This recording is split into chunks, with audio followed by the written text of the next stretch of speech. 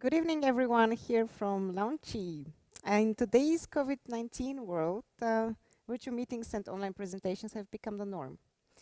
And while many presentation skills and best practices apply both to virtual presentations and in-person presentations, experts like Bobby in virtual presenting understand the importance of adjusting their approach to match the medium.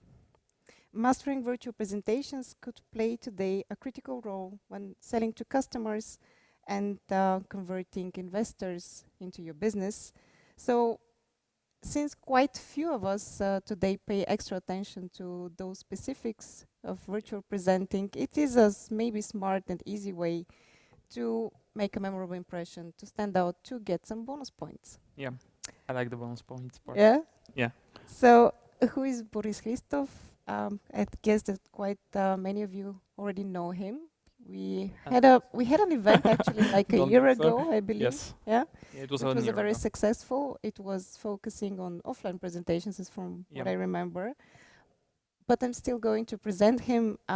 Boris is the founder of the presentation agency 356 Labs. That's correct. I And not managed it correctly. 365. Yeah, Yes. many people say 365, and then they are like, oh, what's happening? You have to tell me what is behind the name. Oh, well. He's a PowerPoint MVP, so one of those few most valuable professionals recognized by Microsoft on a global scale. He's also a top-rated international speaker who has delivered presentations in more than 25 countries. Many? Mm?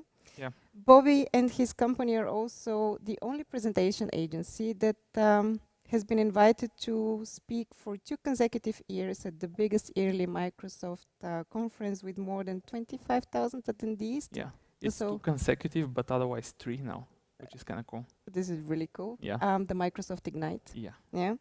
And 356 Labs is also the company behind presentations that closed multi-million-dollar deals, secured startup investments from people like Bill Clinton, from companies like Lufthansa. Their presentations were also one of the reasons for the successful IPO of GLaDOS, the second biggest IPO in the history of Bulgaria, which raised 40 million euros. More than. More than 14 million. For the Bulgarian market, which is huge. Yeah. Yeah. For our market. So I'm really delighted that you're with us today. Thanks and you're going to share undoubtedly some really good and valuable insights so that we can all become a bit more successful in presenting online. Sure. My name is Irina. I'm the Managing Director of Trending Topics SCE, and I'm giving a warm welcome to all of you there on the other side of the screen who decided to join us today online, and also to Bobby. Yeah. But before I start with my questions, I would like to invite also all of you to join us on Slido. And while we're speaking, feel free to share your feedback, to put your questions there. We're gonna pick them up at the end of the session in a short Q&A. Yeah, and try to answer all of them. We will try, but we're pressing on time as well because there is something important happening outside. In our country. In our country. Yes. So I'm going to start with my first question, and maybe this is the most, the one that everyone is asking. So what is the difference between offline presenting and online presenting? Is there a difference? Yeah, if you think about it, still both of them you can categorize as presentations, right? You go in front of some people.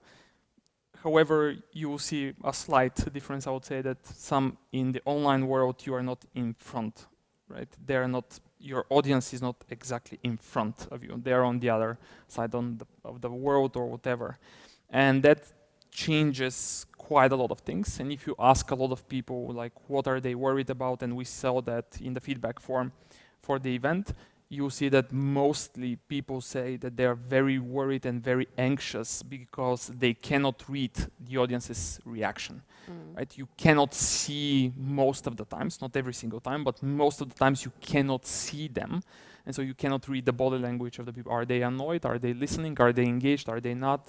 Are they still online? Are they still online? Are they online but on another Google Chrome tab? Where are they? Yeah. Right? Plus, when you add to this all of the other stuff that you can connect with the anxiety and the nervousness that people get from things like for example, whether or not their internet connection will work at home, right? Because if you think about it, when you're at the office, you kind of take that for given, right? It will work. It's backed up, right? You have Maybe two or you three. feel like Yeah. that. I mean, I'm quite nervous also when I speak in front of people live, Okay. but Yeah, so there is like this one, there are people, and for some really good reasons, that say, hey, I really don't know what's going to happen in my environment, right? Whatever they do, no matter how they inform their family or whoever is living with them, they don't have any guarantee what's going to happen, right? Which is adding some additional layers of stress. okay, so maybe some kids entering the room, maybe the Yeah, we know that husband one. looking for his trousers, whatever. Okay. Yes, things like this, you can do a lot of things to kind of prepare for that, but are you going to be successful is a completely different topic, because at the end of the day, on the other side, you have some humans that may forget your discussion, right? And then you have this challenge or problem or whatever you may want to call it this time, in this moment. So those are just a few things that make a lot of people anxious. And of course, overall, as we saw it also on the feedback, that people are still worried whether or not they will be able to communicate their message. Right? This is probably one of the biggest ones in first place. Like, I'm going in front of those people out there, but will they get it? Will I be able to communicate my message? Will they be able to, and will they want to embrace it after the presentation is over? That's always, right? That's always a big deal. And in the online world, is no difference. Well, there are definitely some risks, and I mean, would you say that presenting online is easier or more difficult for presenters? So, and that one is a tricky one. I think I was thinking about this in the last few days, and I personally would go this way. Both of them are not easy, right? Let's start there. Both of them are not easy, but both of them are skill, which is very important, I think, for everyone who is listening to hear, because many people, if you hear them speaking about public speaking, that is going to be interesting. So if you hear them talking about public speaking, they will say, these guys or these people here, or him or her or whatever, she was born this way, right? They were born this way. They were just, public speaking, it just seems like it's native to them, which is not the case. Has never been the case, even with the biggest stars in this world. Meaning, for example, if you look at the career of Steve Jobs, he was one of the worst communicators on the planet, right? It's just that he understood the importance of it and spent the time to improve. Okay. And then people write books on him, analyze every single movement of him, etc. It's just that it's a skill, both when you present in person and online, it's a skill. You just have to know some things, let's say it this way, the fundamentals, and from there you just need to... If something wrong happens, we're still kind of, I don't know, more confident with that we can improvise. Yeah, let's put it like this. But in the offline world, we're pretty much dependent on technical elements, technical parts, which kind of play with our message, so that it goes along. Do you have some experience? Can you name the top 5 things that can go south during a virtual presentation? And more importantly, if we consider them beforehand, how can we prepare? How can you attack it? So just to correct it, because many people are probably wondering what happened here. You said offline for the online and online for the offline. So okay. We understood the question though. Yeah. So the five, if you have to go and say, okay, every single time when we approach a client or when we approach a training with one of our clients, which are some of the biggest brands out there, every single time we try to push them to think about what we call, or I would say that you can see this being called in the same way in the industry, which is the what ifs, right? So both for an in-person presentation and for an online event, you have to plan the what ifs, meaning what if something fails? What's your plan? How are you going to react? What are you going to do, right? So in the online world, to make it a bit more specific, right? Because we're talking about virtual presentations, in the online world, you see the most basic things that can fail. And these are very much related to hardware, software, and stuff like that. So for example, your mic can fail, right? The microphone just dies, right? So what are you going to do then? Like, what's your plan? Are you going to, for example, reach out and join in the call through the phone connection, right? Because some of the tools are allowing you to join through your phone, Okay. right? Okay. Are you going to do that? Or do you have, because for some people and for some of the presentations that you have that are super critical, some people join through 2 devices, right? So imagine 2 laptops. They're both connected. On the first one that's in front of you, you use the video camera. And then you have this nice sound. Yeah, you have the video camera in front, but the mic is actually picked up from the other machine. Okay. Okay. Right? So if that laptop dies, you just turn on the camera of that one, and the mic is already turned on, and you're set to go, right? So those are the things that you have to think about. What if this fails? So the mic can fail, the webcam can fail, and it will fail. Your presentation will fail, right? And it can fail in so many ways. It is scary to watch. Like the file sometimes the file just gets corrupted, right? Double click on it, it says error, it won't load this way. Yeah, I know this one. Do you have backups, right? Do you have flash memory card or whatever? Like, do you have it somewhere else? What will happen if you upload your presentation to, for example, some of the platforms, and have you tested it out? Because if you do it and you're using, for example, custom fonts, the fonts of the brand, the chances of those fonts disappearing, right, and not being displayed in the way that you kind of intended are just huge, right? So what's going to happen with the layouts, with the overall design? Like, how are you going to react in this moment? Like, all of those things you can see on a daily basis. So all of the hardware, the light, the mic, the camera, your machine can die easily. The slides can very much die, and in one way or the other. They may not be able to open, the fonts may break, or get corrupted, or cannot be loaded. There are some things like this that just can happen. Okay. I don't know if those are 5, but just start with those. Yeah, definitely. But and what will happen if somebody enters this room right now? Like, how are we going to react? We're gonna say hi, I guess. That's the backup plan, right? Okay. You have a plan. But you have to think about it beforehand so that you're not panicking or okay. This is the same as, for example, when we were doing the IPO. Okay. Right? One of the most important things that we were doing back then is what will happen if on this slide where there was a chart and there was a drop in the numbers, right?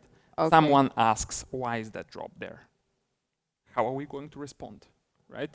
And this answer of that question was repeated numerous times until it sounded perfectly well, sounded credible, and etc. So these are things that for the important presentations, we shouldn't be asking everyone who is on this live or who is going to be looking at the recording to plan and spend so much time for each and every one of their presentations and spend so much time on every.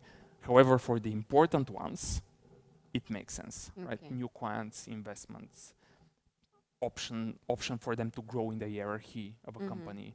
All those things. We did something very cool that's now public for Deloitte, for example, where there was a presentation in the beginning of 2020 where you have this one shot to go and become a partner in Deloitte, which is, as the person said, the country director here of Deloitte said, this is career-changing and life-changing move. So you have 15 minutes. You better be prepared for everything that you can come up with, because those 15 minutes will decide on and will be kind of very important, let's put it this way, for your overall life from now on. Okay, I think also another critical element in virtual presentations is the video conferencing tool, right? Are you using Zoom? Are you using WebEx, whatever? Yeah. I guess it's also my observation that sometimes people don't really know where the buttons are, how to unmute themselves, and this is also, creating some kind of friction during the presentation. So can you share with us maybe also how can we use video conferencing tools more effectively for presentation? Yeah, so this is again on the speaker's side. So every single time when you are about to be presenting, you have to know which tool you're using, right? Mm-hmm. And what this means is, I will give you an example again with a tool that back then we haven't used at all. It was called BlueJeans. And for example, we back then, one of our banks is using BlueJeans very heavily, for everything they do. So one of the best things that people can do is to join in that call, simulate an attendee, join from their mobile device or another computer, whatever, and just play with the platform. Like, just understand where are the buttons, how do I mute, how do I unmute, how do I share my screen, those fundamental things that you really need to know. Because otherwise you are kind of, okay, everyone is online and you are now searching for all of the options, and you have seen how frustrating that could be, right? Yeah. This is as frustrating as when people are about to show you a file, they share their screen, they figure out how they share this to share their screen, and then they don't know where that file is. And they start searching all of their folders. And then you see their screens, yeah, and then you see a lot of things, of right? course, Yeah. that's and you're also like, okay, fun. okay, come on, like, And really? finally they find the file, and then they share it, and then you have this, funny note, this funny message on PowerPoint, yeah, where you have to hide it. It's like, I don't know, press escape if you want to go out. Okay, yeah. That is also fun, and then people never really hide it, it's still there on the So presentation. then, by the way, that being said, so no matter which one you use, the Zoom, the Cisco WebEx, the Microsoft Teams, the BlueJeans, whatever, one of the cool tricks, I think, is that those tools are being updated on a weekly basis. Nowadays, on a weekly basis. So for the normal business person who has so many other things to do on a daily basis, catching up and being up to date with what's happening is just impossible, right? However, it turns out that it is if you know something. So what you need to know is a website, and it's just very, very plain and very simple website that's called Visual Ping.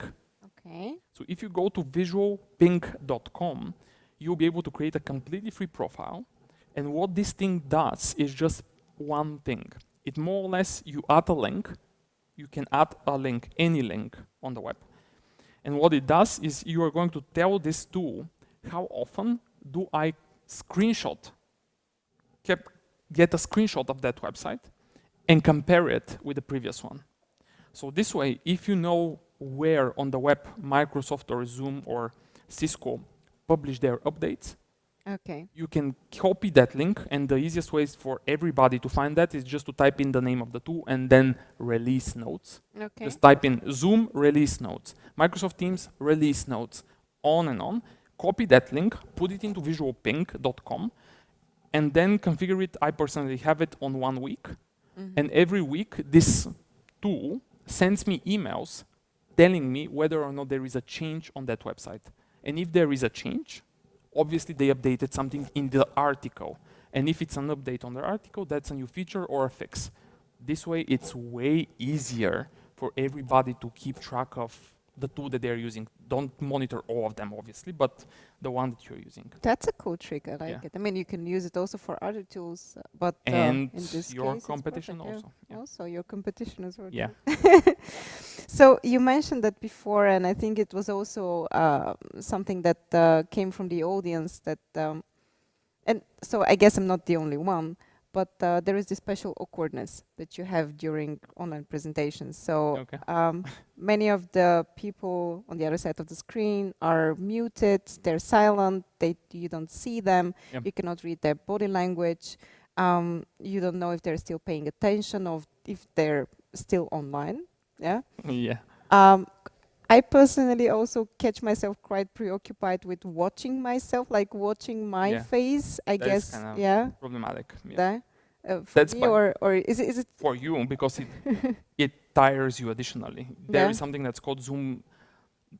BBC, for example, published a study with some of the researchers they work with, or they quoted them where they said, hey, there is something that's called Zoom fatigue, Yeah. because people said that they feel very tired after a full day of online calls, right? And that is all about, if you think about it, that happens because of many reasons, and one of the reasons, by the way, is because we, especially when we are presenting, we are not used to seeing each other, right? When you're presenting online, you see yourself on the screen, Yeah. right? And at the same time, if I'm the attendee, I know that everyone else is constantly looking at me, which is not the same as at a conference. Yeah, I'm always worried that I'm looking kind of stupid, and from this angle I so don't look that well. this effort, my nose is like huge because of the webcam. okay, And so this additional effort is just is part of what makes you even more tired. So that is why you can see this Zoom fatigue thing, and you can research it on the web and see what's happening. But that is for sure something that you should try to limit one way or the other. Okay. So what else can we do to, break this awkwardness of, feeling like we're alone there? So one of the things is, we always say that if you think about a presentation, one of the biggest questions in presentations, both in person and virtual, is how do you keep the audience on the other side engaged? Right? That is something that we also saw in the feedback forums. How do I make sure that they are listening? And in the presentation world, in our industry, there is another company that's called Duarte. They're the biggest presentation agency in the world. All the credit to them for that one. I believe they're one of the greatest, if not the best in the industry, hands down. I cannot say anything against them, right? But they figured out, and their CEO actually figured out something that's called contrasts, which is you have to imagine contrasts as something that changes, right? You are adding a dynamic to the presentation, something varies all across the presentation, meaning that you intentionally change the dynamics of the presentation. Okay. So to give you kind of context of what this means, because it may sound like a bit vague, like, oh, okay, change it. What do you want us to change? You'll find that in presentations there are 3 levels of change and 3 levels of contrasts. And so the 3 levels are content level, meaning what do you say constantly changes and goes in both opposites. You first start with, let's say, the problem, and then you present the opposite of problem, which is a solution. Okay. And then again, another problem, another solution, or you split your presentation in such a way that you constantly see past, future, problem, solution, and then while everything was just going fine because you solved it, there is another problem, right? Okay. Which builds tension, and when there is tension, there's a tension. But these are the basics of storytelling, right? Yes. So this is the content level contrast. This is still the same in the online world. The emotional level contrast is also still the same in the online world. This is you changing from content that you're presenting that's kind of factual driven, like what you're seeing is just plain and simple facts, data, etc., to something that you show or you present that builds and that generates emotion in the audience. So just for you to imagine and for everyone to imagine something like this, you may have seen, for example, Apple or hopefully one of our presentations doing, let's say, a chart, right? The first thing that you see is a chart, and then immediately after that, the speaker switches and tells you an engaging, a very emotionally provoking story. Okay. So these contrasts are there intentionally. They're all about attention inside of the whole thing. However, the ones that are very interesting for the online world are the delivery contrasts. These are, you have seen them. These are things like, maybe you have seen them also, someone who is presenting, let's say, switching from slides and then shows a video. Okay. Then they go back to slides. Okay. Then they ask the audience a question, right? Then they come back, speak for 2 minutes, then they bring someone else on stage, right? Or they switched altogether, right? All of those things are done and planned intentionally, and they're spread across the presentation in more or less like equal intervals, right? Because here, what we are doing and agencies like ours are doing is they are giving you a reason on every 2, 3, 5 minutes to listen for 5 more, to listen for 5 more, to listen for 5 more. Because when we are changing something, we get your attention. If something changes in your visual surroundings, you are wired to look for it, right? Because it's potential danger. And then the delivery level contrasts in the online world are, you have to know the tool, right? That's why we said, hey, the tool is important. You really have to know, because if you know its features, then you can plan those changes. So for example, you can plan, not planned, but plan. You can plan, for example, moments where you're going to be chatting with the attendees, right? So you can plan your presentation in such a way that every 10th minute you are asking them, hey, what do you think about this? Let me know in the chat. This is delivery level contrast. This is something that changes the focus from you to them and then back to you. This is a change. Yeah, so not the usual question, can you hear me? Yes.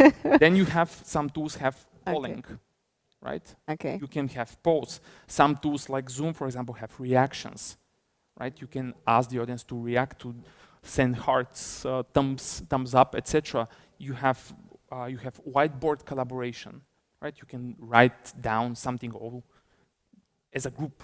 You have the breakout rooms where you split the group or you split the session to multiple smaller groups of people.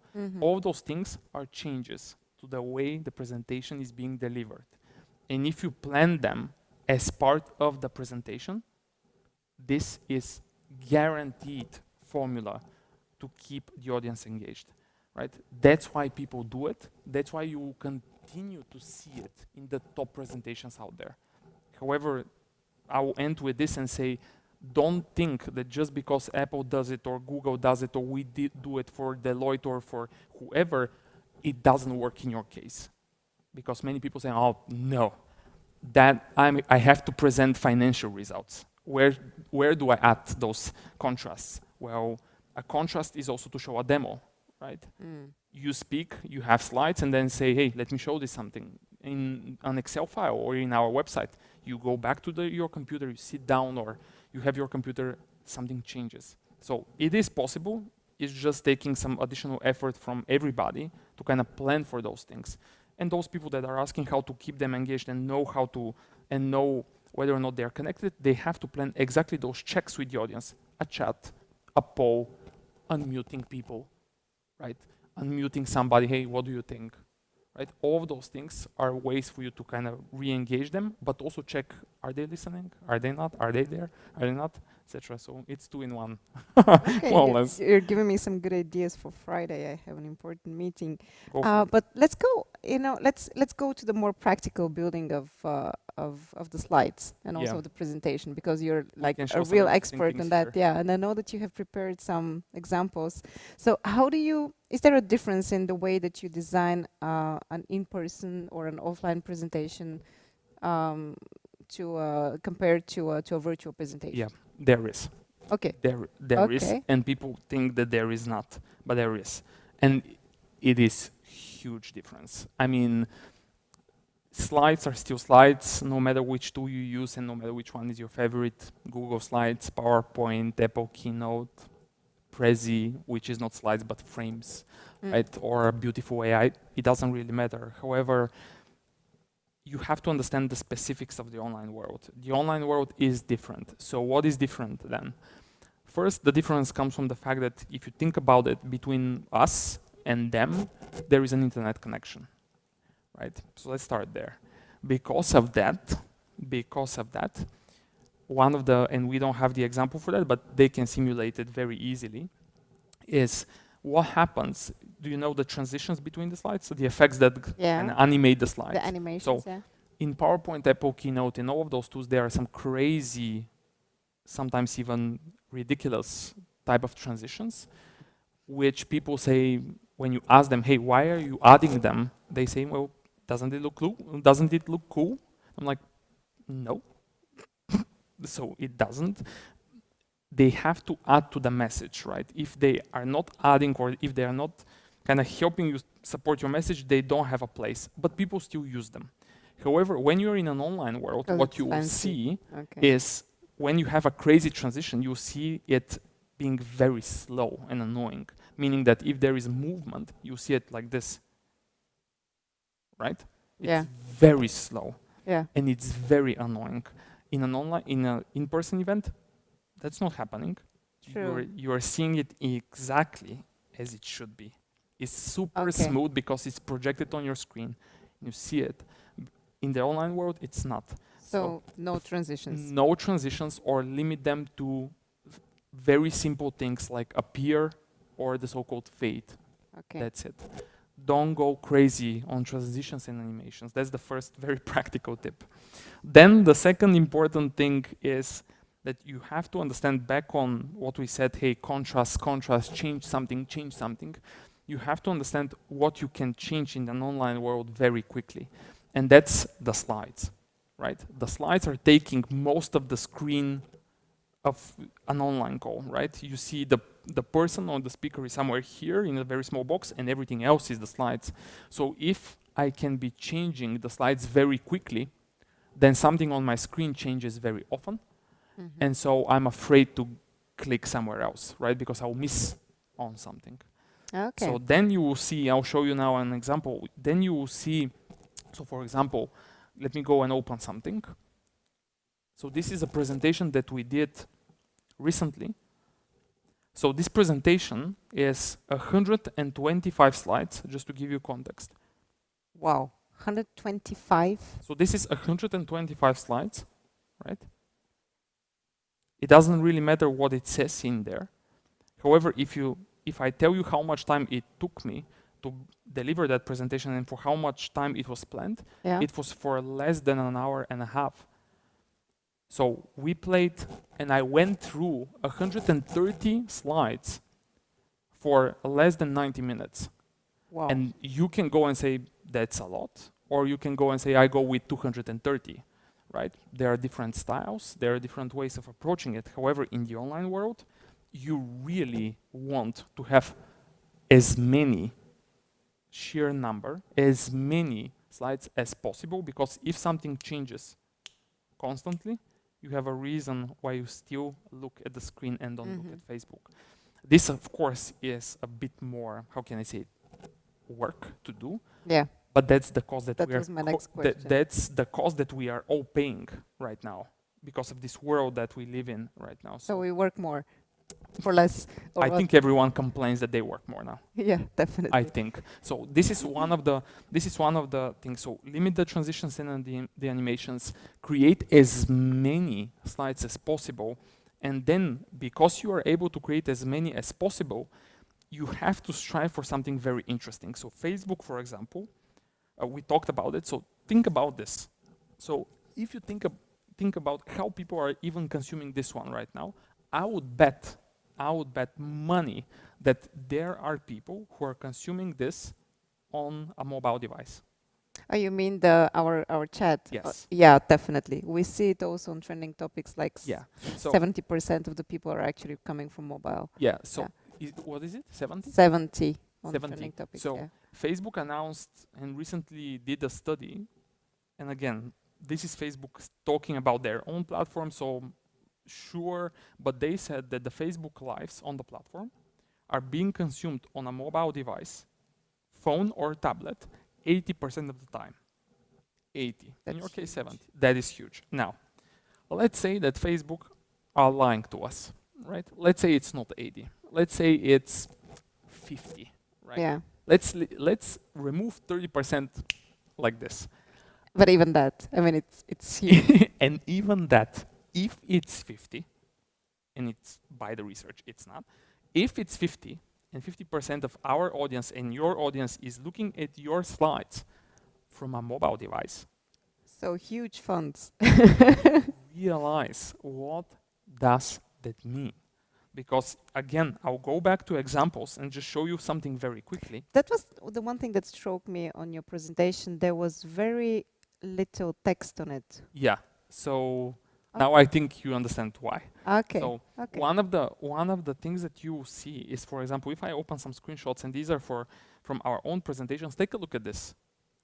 No, so no way. This is something that's being presented, simulated on a mobile device. This is not a presentation, by the way. This is a document.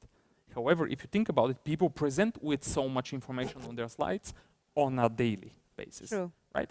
However, I have some really hard time reading that text here. I just cannot figure it out. And if we go there, take a look. So how are you going to read this? Impossible. So that is here to tell you, right? Take a look. This is a table. What if I... Even if, okay. even if you pinch and zoom, right? But are you going to ask the people to zoom on each and every one of your slides? That's a bit too Really? much to ask, really. Yeah, so let me just show you one. So that is something that is super, super important, so that you try to understand that the number of slides is also helping you to simplify each and every slide and make it way more visual and way more simple. Because if people are consuming it on a mobile device, chances of them seeing small text like 10, 12 point text is not there. Like, it's not there. Now, that being said, together with that, you will see a very interesting issue that we recently saw with one of our friends. So let me show you that one very quickly. So take a look at this. That is Zoom. That is Stefan. He's a very cool guy, and I joined his webinar to listen to lessons learned from his company, etc. So very cool event, very interesting things to say. However, look at the slide. It's very simple slide, right? It's very simple I slide. feel really sorry for his logo. It's very simple slide. However, if you look carefully, you will see that the fonts that say accelerator Yeah. are very thin. Yes. Plus, if you are on my screen, if you look at swipes and underneath it says the successes and the failures Also. of whatever, that you cannot read. And that is actually screenshotted on a 27-inch device, on a Whoa. 27-inch display. So how do you deal with that resolution, you know? How do you... You deal with that by not doing what they have done or what they didn't know Zoom will do for them. What Zoom did, especially at the beginning of all this madness, was that they were compressing the stream very brutally, right? So that everyone can still communicate, right? But there are platforms that are still doing it. Zoom is also doing it even today. Zoom, Microsoft are still compressing what you're sharing to the other side, so that because of the whole traffic, it exploded. Like, there are a lot more Yes. people that are using it. So what you need to do is first use big, like very simple slides, very visual. The fonts that you're using shouldn't be small or thin, right? Because the thin fonts are being like left out completely. And then you cannot see it very easily on those screens, but you see that the picture itself is also compressed brutally. And that is also another thing that people have to take in mind. If I'm going to be using super high quality images that are very rich in color, they have gradients like those. Oh, the Yeah. gradients. Okay, Yeah. they're horrible Yeah. in Zoom. Yes. So they are going to potentially, we don't know, right? Or maybe you will see that 2 months from now and everything will be fine. You cannot know how this is going to be displayed. And if you want to risk, be my guest, right? But I would argue that if it's important presentation, you at least have to test this out. Right? Join as another person, join with a friend of yours, go through all of the slides, take a look what's happening, like just double check, because you may be surprised what's going to happen. Like, these are very real, very That's real a great things. tip. Yeah. What about colors? Same as with Okay. the gradients. Okay. Don't get very rich on colors. Not too rich, so rather simple. Very simple colors, don't go with gradients, just one color or like a few colors, but don't go like going from one to the other in the gradient fashion. Simpler images, bigger fonts, bolder fonts, right? Not very thin fonts, and you will be fine. Okay. Yeah, and don't try to present documents over the web. Except, like, of course there is a use case for that. I'm not saying anything against it. We have a lot of corporate clients who just execute and work this way. It's just that you need to understand that when you are presenting this way, you really have to be more careful. Like, you may want to double check. So for example, one of the things that we are doing when we are presenting a document, like a page that's a bit more heavy, is that you can verify with the other person, hey, we are looking at this right now, right? You point their direction to where you are and to which part of the page are you looking at. Okay. Right? Just to make sure that both sides are consuming the same thing. Right? These are things that you can do, especially also with people that are on the other side of the world, and where, let's say, you switch a slide, you start talking about that slide, and their slide is still the old one, and they have a 20-second lag, right, because of the network connectivity. You really want to double check with everybody, hey, we're on page number 9, we're on slide number 9, where you see this. Sometimes it really takes forever. I mean, you started talking about the slide and people don't see it, then it's still loading. It could be very annoying, by the way. It could be very annoying. Very annoying. Yeah, I agree. Because we're not used to that anymore. Yeah, I agree. Okay, so that's the preparation phase, you know? I mean, we now have the slides ready. You have the story ready, right? Okay. You have the content ready. Okay. And you figured out the contrasts. Okay. And how are you going to kind of mix it up, right? Because that is super crucial. Because if people think that they're going to start talking and just talking for an hour with a monotone voice, that was my next question. That was my next question. So what else should we consider in terms of behavior? Like, are there also specific presentation skills that we need to work on beforehand? Yeah, so first, so if we recap it, if we do a recap, let's say that we have the story, we have what we want to say, we have the design to support that with all of those considerations. We know the platform, right? And we know the features, the capabilities. We kind of know how to use it very well without any kind of frustrating moments or kind of wonders like where is this, etc. And then the moment is, hey, let's first of all rehearse it, right? Let's go through it and rehearse it and see how it sounds, see how I go through the slides, see how I do the demo, all of those things. I hope that everybody who is listening to this one at some point in the future or now knows that the best presentations out there are being rehearsed many times. So let's leave that one. How many times do you prepare for an Ignite conference presentation, for instance? By the way, I did that. I recorded that on Instagram stories so that people see that I also rehearse my presentations a lot. Nice. I went at least 8 or 9 times on a topic that I have presented hundreds of times. Wow. So that topic, that presentation itself, I have delivered it numerous times, many, and I still went in the hotel room, stayed there, and rehearsed it a lot of times, so that just make sure that everything will be fine, that everything sounds as you want to kind of sound, etc. However, in the online world, when we go back to your question and say, hey, is there anything specific, right?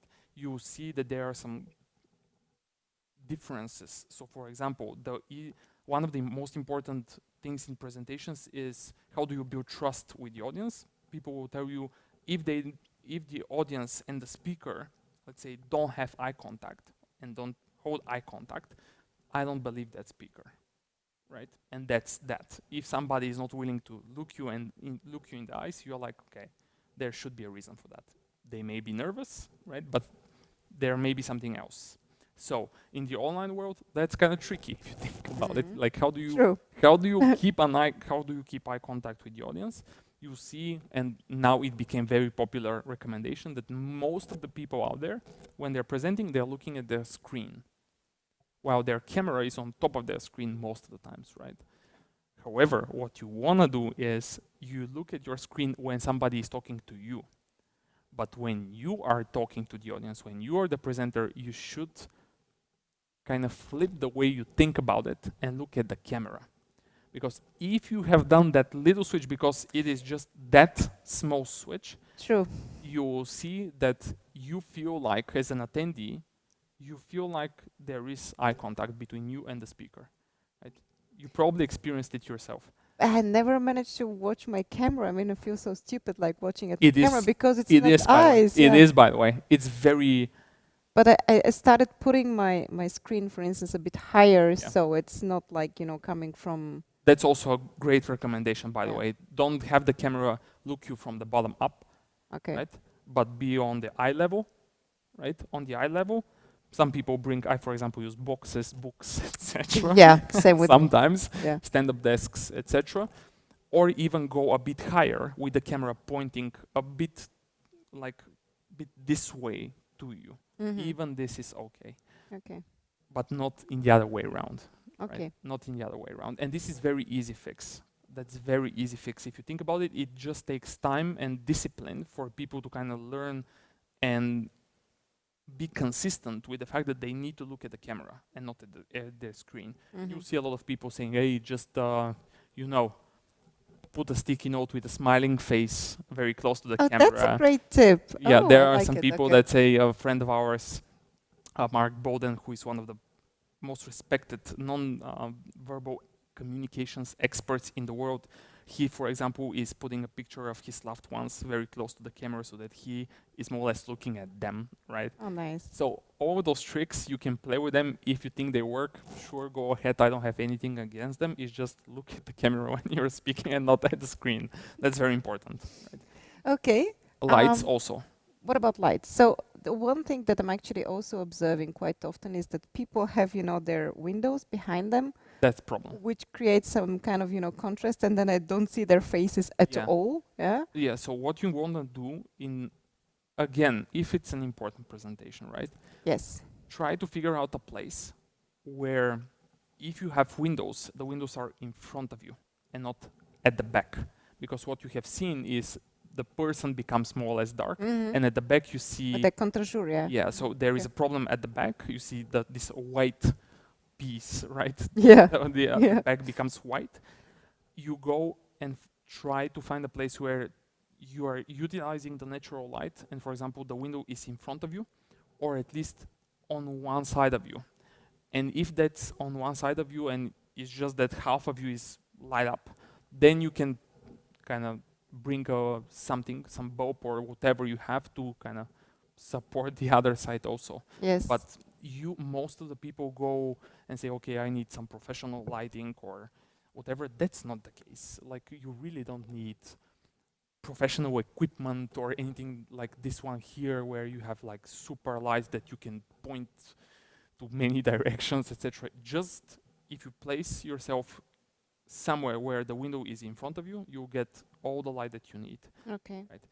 All together with the fact that if you find that place, just make sure that you double check what's behind you. Right? Because if that place is your bedroom and we are seeing the bed, that would have been my next question. That is kind of tricky. Yeah. Right? If you think about it, the background that's behind you, you can utilize very, like, with intention. If you think about movies, right? Every single thing, or if you think about photographers, every single thing that's in the frame, in the shot, as they say, is there for a reason, right? Okay. Nothing is being left out just, because I don't know. Yeah. I don't know. That's why you'll see that if it's important, you can utilize the background with some type of intent, so that you showcase, for example, who you are, right? Maybe some people will say, hey, let me put some books in here, right? Yeah, most of people actually put some books there. If you want to be considered a book reader, of course. Book reader, clever, or whatever. Some people place some really funny things. Of course, you have to be careful where the balance is, because it can get very distracting at some point, right? Yeah. Where is the balance? That is something that me and you will have hard time telling the audience, right? Where is exactly the balance? How many books? From how far away, right? All of those things are kind of tricky to figure out, and you have to make sure that the light is okay, but that background that you have is supporting you and what you are saying, but it's not also distracting. Because if you see a lot of books, I guarantee that there will be a lot of people, or at least a few people, that are going to, if they're very close, let's say, they're going to try to read which exactly books are you reading. Yeah, true. It's also distracting. For example, caught myself, I'm like, let's see. Let's see, what is this guy reading? Like, I was very curious, like, ooh, I have that one. So I was like, very interesting. We are reading the same things. So now... But this is also maybe a way to build trust, you know? Exactly, yeah. Okay. That's also true. That's fun. I was actually just opening, the Q&A session. I was kind of curious if we have some questions. Okay. Because I have some extra questions, but in the meanwhile, because we were talking about backgrounds, what do you think about virtual backgrounds? They're tricky, I would say. They're tricky. There is still a lot of research being done in that area. And obviously, because of the online presentations exploded and the online communication exploded, now there is also another explosion of research that's trying to figure out every single aspect, what is good, what is bad, etc. People are trying to figure out with fMRI machines, like, whoa, what's going to happen if you do that? How is the audience going to react if you do that, etc. Yeah. So for example, what the latest thing that I noticed and I was told, and you can see it here, this book, by the way, is a very cool book that's called Can You Hear Me? It's written by Nick Morgan, so if you guys can see it here, it's a really cool book. This one has something that's very interesting, and the author was also talking about the virtual backgrounds and saying, hey, this is, you have to be really careful what virtual background you're using, because I'll try to simplify it in some way. Again, this is just an opinion for now. There is no research, at least that I know, that's been confirming this. But again, we feel very also tired because once you see somebody that has, let's say, some other planet at their background, you are seeing this person on your screen and it looks very close to you. However, that person is actually not in front of you. It seems very close, but he or she is not here physically in the room because the screen is very close. However, you see him or her, and then you see that their background or where they are is some other planet. Okay. And for you and your brain, that's what people say for now, that is kind of messed up. It's like confusing. Okay. It's confusing you, and you cannot make sense of this. Like, how is this even possible? Like, you cannot figure out the proximity of this person, and that is also a problem, right? Okay. If I cannot calculate how close this person is to me, and where are they? Again, potential danger, right? Potential danger. So that is also something that you may want to kind of be very careful with. If my advice is that if somebody is going to be using virtual backgrounds, at least use something that's very like those backgrounds that are, for example, in an office, in your home, or something like this, but test them out. Because, and what I mean by test out, so not on the beach or, you know, out of space. Yeah. And okay, non-realistic. non-realistic. So okay. Yeah, because if you look carefully at how those things work, at least for now, you see that their algorithms are not that good, right? What I mean is when you move. Yeah, I mean, you also see it with, you know, with the hair. If the hair is a, you know, kind of, it's tricky also with the headset. Sometimes you move and then you see parts of your the real background. Yeah. So that is exactly. People have to double check because they're trying to hide something with those virtual backgrounds, but sometimes because of the algorithm and because of slight movement, you may end up actually showing some things that you didn't want and you were not planning to show in first place. Yeah. Test them out, see if you put headphones, right? If you put microphone, or if you put anything else on you, how is the algorithm going to work, and what's going to happen if you move a bit, right? Because you never know what's going to happen, at least now. Like, they're not there yet. By the way, I couldn't, you know, see the questions on Slido because I probably don't have the rights for that. Anyways, you can also check on with your account. But one bonus question, maybe from my side. Can you give also some, you know, cool tips for those who are planning to do some more interactive sessions, like giving a training or a workshop where there is a bigger audience, you know, 5-6 people, and those people are supposed to interact with the presenter, talk, I don't know, give some questions, fill something up. Let's see, by the way, the Slido stuff. Yeah, we have some. Yeah, okay. So let me. Cool. So we, by the way, actually answered some of those. So there are some tips that are. Can you share some tips for designing presentations online? I think that one went very well already. We discussed it. When the event is clear. When is the follow-up? What is the follow-up I should send after online presentation? Is the presentation something I have prepared earlier on? That's a good question. That is a very good question. Because if you have, you know, the 125 slides, you don't send them that one. You have to make another one, right? So now let's take that one because that's a very good one. So how is that going to kind of work? If you think about it, you cannot send those slides. Right? I cannot send you 120 pages, especially I would guess that this person is asking for a bit more corporate investor style presentations. Now, first of all, you have to understand for both in-person and virtual event, if the slides are done well, if the slides are real slides, if I send them over, And be careful what I'm about to say. If I send them over, and if I just send my slides, you shouldn't be able to understand what I'm talking about. Listen to what I'm saying. If the slides are done well, you shouldn't be able to understand them without me. Okay. Without me as the speaker, or without the person who asked the question. That's a good principle. They're so simple that without the speaker, they're almost useless. Almost useless, right? Now, that is tricky if you think about it, because now what we are saying to those people is, you need 2 files. Yes. Right? This is what we are telling them. Right?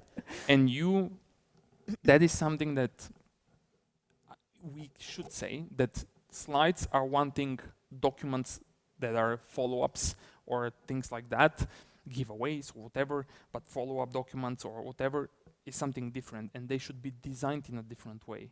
They should be designed in such a way that they're, as we like to say, self-sufficient. You are not there, I'm not there as a speaker. You open that PDF, and you want to send PDFs, by the way, nothing else, no PowerPoints, Keynote files, etc. most of the times, and you are able to understand what this person or what that group is talking to you about. You gave us also some very practical tips about presentations that you sent over email last time that we had the event. True. That's true. I remember that we had a summary with the key. Yeah. However, we can share something new. However, we'll be able to share it next week, not this week when we're recording it, because of all of that questions, and we received a lot of them. We have built something that works in PowerPoint that is utilizing a feature that not many people know about. That's called the Notes Master. You have something that's called Slide Master, right? But there is something that's called Notes Master. The Notes Master is actually, you can imagine it as the area that you have under each slide is called the notes, right? You can put in just text in there. Yes. Until you know about the Notes Master and the so-called notes pages. It turns out that you can put everything that you want in the notes, right? And if you design the so-called Notes Master well, and we have done this for you, you just need to change the colors. You need to change your fonts, because it has to be yours and not ours, right? It has to follow your brand and not ours. Then you'll be able to use that file and have the slides that you used on the upper left-hand side. You'll be seeing the slides on the upper left-hand side, and on the right-hand side and the bottom side of the notes page, you'll see the detailed information. Okay. This is the same file. This is the file of your presentation. Okay. This is the file of your slides. And how is this playing together with the file that I'm going to send via email? Because once you do that, there are very beautifully designed instructions in the file. You see them. You go to the file section of the file. You go to a file. You go not to the export, but to the print. So stay with me a bit. You go to the print place. You say, I don't want to print to a printer. I want to print to a PDF. Okay. Okay. Yes. So that it generates a file. And then you change what do you want to print. Because there is an option to change what do you want to print. You don't want to print the slides. There is an option for you to print the notes. Oh, that's And cool. when the notes are designed super well and you print them as PDF, it actually generates a really fancy document out of your slides. But that's if you entered your notes underneath, right? And that's helping you not have two very separate. That's a trick, yes. That's a trick that you. We have prepared. We are still working on it. I have seen more or less. I would say that it's 90% ready and should be ready up until the end of this week. So next week we can attach it somehow or send it to the people. Yes, because we're gonna do a summary with the key I'll send takeaways from the event, anyways. That would be very cool. Really and helpful. it would be really cool for us to get some feedback of how people are using it and whether or not they understand how it should be used. Because we may think that it's easy to use it, but until people get it, we don't know. Yeah. I see that we have some new questions as well. So there is a question that's about what is about the compatibility between PowerPoint, Google Slides. It's not that good. Let's No, put it's it this just way. not working. I mean, I It's guess working, but it's very bad. it's very bad. Yeah. Yeah, you should be ready for problems when you Yes. try to migrate from one to the other, no matter which road you go. I guess you have to stick with one of the two if you Yeah, decide to make a really fancy the only presentation. cool thing of Google Slides, I would say the Google Slides. I'm not a fan of PowerPoint, Google, or any other or any platform. No matter the fact that I'm MVP for Microsoft, I can say anything that I want for them. They are doing some incredible stuff, but Google Slides is still way better if you want to collaborate, right? So if you are planning a presentation and you are designing a deck, if you want to collaborate with multiple people and you have done it in PowerPoint, upload it to Google, collaborate there, Okay. and then download it back, right? Because the collaboration is very, very good. Nowadays, if you're an Office 365 subscriber, the Microsoft Cloud Service, right? If you're Office 365 subscriber, the collaboration in Office 365 subscriber is dramatically better than 2 months ago. Like, it is so much better. It's so different. You'll be blown away probably if you haven't checked in the last few No, I months. haven't actually. Yeah. But it's still not as good as the Google Suite collaboration features. But overall, if who is listening to this one or who is watching haven't checked Office 365 and their collaboration features, you'll be shocked. Like, Microsoft PowerPoint is completely different animal in the last 4 years, or I would say it's 4 years.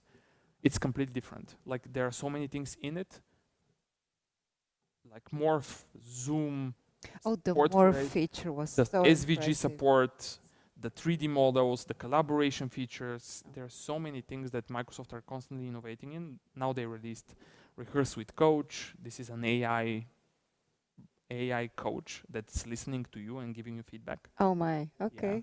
So That's it's really scary. cool stuff. It's really Okay. cool. Yeah, and they have live subtitles, right? You can speak in English. They generate it automatically in real time in Bulgarian. Since if you think of it, that's insane, right? Yeah. True. But it is there. So the collaboration, the compatibility is not that good.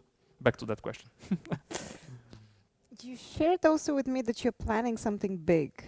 Tell me Yep. more about it. I mean, how much can you share really? It's actually quite exciting. It is isn't quite it? exciting. It's quite exciting also for our team. I would say it's obviously not very hard. It's hard for me to kind of remove all of my emotions from my face. Yeah, we are planning something really huge for September. It will be announced in the middle of September. So I cannot say anything because, again, it's like serious change to what we are doing and what we are planning to do. Wow. The company is not going away. Don't worry about it. We're still there. And we are still going to be sharing some stuff, content, lives, whatever. It's just that, let's put it this way, we are just trying to figure out how can we do something so that everyone can learn from the best in the world of presentations and communication easily. And to give you a glimpse of how this, to give you a hint of this, it's not an online course. We are thinking about something completely different. We are executing it behind the scenes right now. It's going well, but again, let's see what we are going to be able to produce in the next 2 months. I encourage then all of you to, stay tuned with Yes. 3, 5, 6 Yeah. labs. Yes. Tell me about the name. What is 356 labs? Why not 365 labs? Because when I was searching for a company name, all of the names that you come up with and a normal person will come up with were taken. Presentationagency.com, whatever, right? Yeah, all of those are that's taken already. also boring, yes. Right. And they're boring, you can say, right? Yeah. However, then I said, because I was about to kind of say, okay, that's enough. Like, come on, really, everything is taken. And then I said, okay, let's try a different approach. Let's come up with a name in some other way, not with a direct thing. And I said, okay, what do I care about? And I said to myself, okay, I am a huge fan of one brand, and that brand is Porsche, the cars. Okay. Yeah. So it's not Since I was a Microsoft. child, I don't know why, but I'm a huge fan. And then we actually went to Istanbul to drive. A whole day, we drove 20 or whatever models for a day. It was insane. I highly recommend that experience to everybody, if you are a fan or not, for that matter. So the first thing I said, hey, I care about Porsche, so what is very unique about Porsche? The first model is 356. The first model is 356, and the model is important and famous with its simplicity, and it's very iconic because of the simplicity of its design. I say to myself, simplicity and design, these are two things that we are very okay with, you can say, right? So, okay, 356 sounds okay, but then the labs came from the fact that I said, hey, if we're going to be building something, we need to be experimenting constantly. I don't want to work in a static environment. We want to be constantly on the edge, on the high end, constantly up to date with everything and pushing the limits of our own small industry. And then I said, okay, that's laboratory, right? But the shorter version of that is lab. And then I said, okay, labs, 356 labs. Checked it on the domain checks. So it's free. I was like, that's the name. Here we have it. It was free, and then I bought it. Cool. But 365labs.com is not free. It's not free, okay. I tried to. Because that's kind I of, tried to buy it. with I the tried to buy it, office. but they asked me for a ton of money. I was like, you guys are insane. Yeah. So that's how it went. Because you promised that we're going to answer all of the questions, and we are still, we don't have much time. I That's mean, true. we still have stuff to do That's outside. I We agree. need to join the protest. Yes. I would say that we now answer the final question that came up, and we wrap it up. Yeah. So that one. So let's see which one is this. How can we make regular update calls with management more engaging from presentation and delivery perspective? That is again, I would refer back to what we started with, or if that one was missed at the beginning, I would refer back to what we said about that contrasts thing. And if you haven't, there are more questions coming up. Okay, Now they're coming. Okay. Now they're coming. So what I Okay. would refer to is I think we have a ton of content on that subject. I for sure know that we have a whole online course on storytelling now. We released it 2 months ago, and it touches exactly on that part. But we also have a ton of free resources on the topic. It's all about changing something, right? Of course, you have to know who the audience is so that you talk on their language. That's fundamentals, or at least I hope so. Of course, you have to know what your goal is, what you want to achieve with that presentation. That's also something that in this moment, consider fundamental. However, knowing that, you have to know how to switch it up, right? How to change it, how to mix it up. And you can do it with the content delivery and emotional level contrast. And that is what I would refer this person to go and check. It's either the online course, or you just go to our blog, or just shoot us a message in Messenger, and we'll find the content for him or for them. Basically, it's like putting a bit more drama in whatever you do. It's building tension and releasing it yes. with the content level contrasts. It's flipping the way you present with the delivery contrasts, and it's you provoking and switching from factual driven content to emotional driven content. Those three things, those three levels will give you, when you mix them up, because you need to mix them up. Apple mixes them up, right?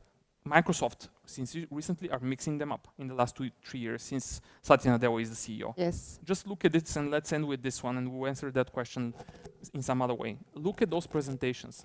Content level, contrast. They constantly compare them to the competition, or the previous model with the new one. Then again, the previous model with the new one. And all along the way, how it was up until now, how it's going to be. Yeah. This is the content level contrast for 1.5 hours, and you're like, that's very interesting presentation. I really liked it. Delivery, they constantly switch it. They change speakers, they show videos, they show demos, they show the products, they bring a physical object, right? They bring something from somewhere. All of those things are delivery level contrasts. And emotional level contrasts, they do it by first showing you a chart where they say, hey, the new Safari browser is 5 times faster than the previous one. And then from there, they play a video where they share a story of a person who was wearing the Apple Watch, who saved him from dying or whatever. See the contrast? From a simple chart to a video, which is a delivery contrast, right? But also emotionally changing. If you scan those presentations for those things, you'll see them happening constantly. That will explain you why those presentations are so engaging. There is nothing that happens in those top presentations or online presentations for that matter by coincidence. Look at the recording of the Apple's event from this year that went by like just 2 months ago or a month ago. Look how many things and how many times they changed something.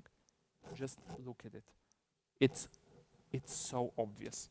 It's all intentional. And what I also like before you, there's something that you mentioned before, you can do it also for financial presentations, you know.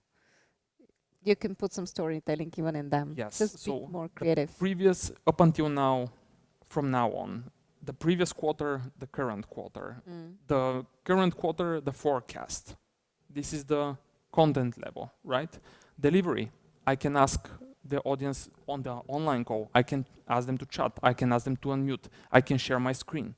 Yes. I can switch the speakers. I can ask a colleague to present together with me, right? I can do a poll. These are good ideas. Okay. All of those things, we have done this with one of our customers here because they were asking the same things. Yeah, that's cool, but that's product presentations. You know, that's product presentations. We're presenting data here.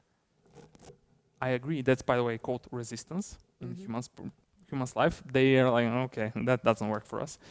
We are, by the way, guilty of that. I'm also. But we're going to make sure that we have a nice summary of what we spoke today. We're going to put the key takeaways and also those practical ideas that you mentioned. We're going to put them together in a nice article that you can read later on trending topics. And I will make sure that you get the file.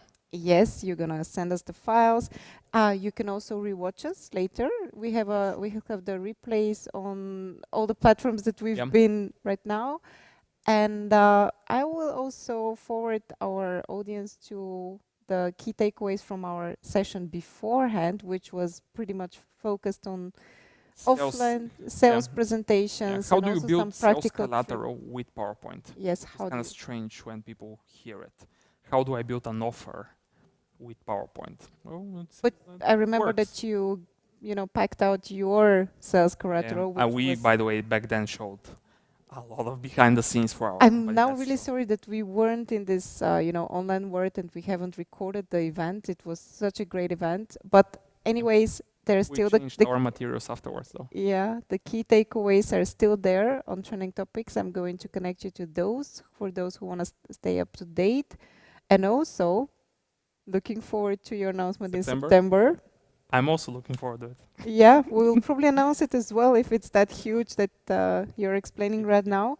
And I actually would say that that's it for now.